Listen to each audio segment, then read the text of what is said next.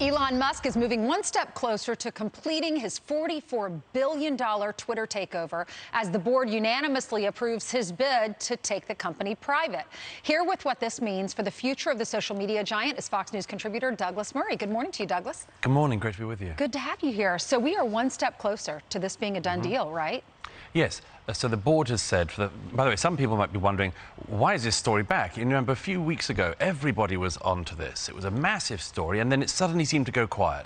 A lot of people started speculating maybe Elon Musk isn't serious about it.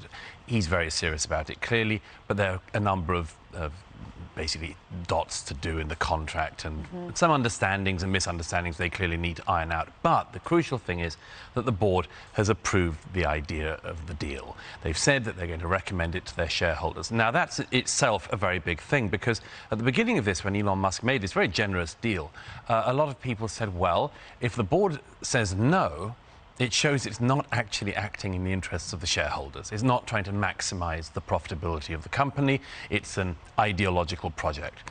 So that, at least, that hurdle has now been passed. They have recommended it. They do recognize this is a generous deal. This is as good as it's going to get for the shareholders, and it should go ahead. Now, there are a couple of things to iron out, as they say.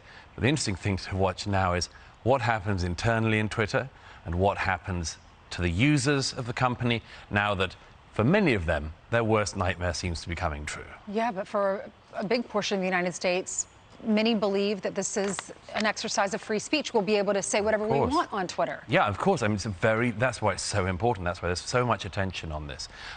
Elon Musk has said repeatedly that he recognizes that, effectively, Twitter is the town square in America these days. It's the town square. And so if you don't have the right to speak on Twitter, effectively, you don't have the right to speak in the town square. People dispute that, but we've seen so many cases of it. You know, some very high profile, some less so, where people are effectively silenced if they're not able to get onto the platform.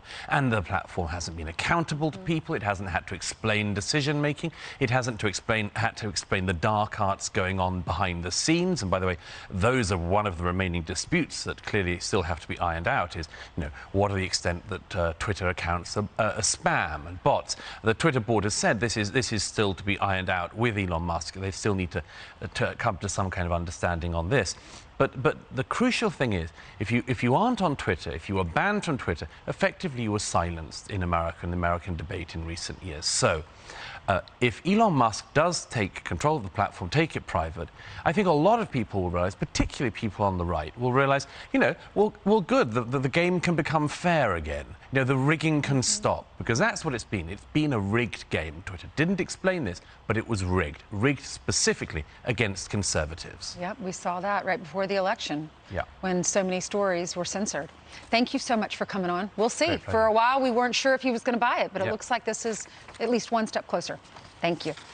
I'm Steve Doocy. I'm Brian Kilmeade. And I'm Ainsley Earhart. And click here to subscribe to the Fox News YouTube page to catch our hottest interviews and most compelling analysis.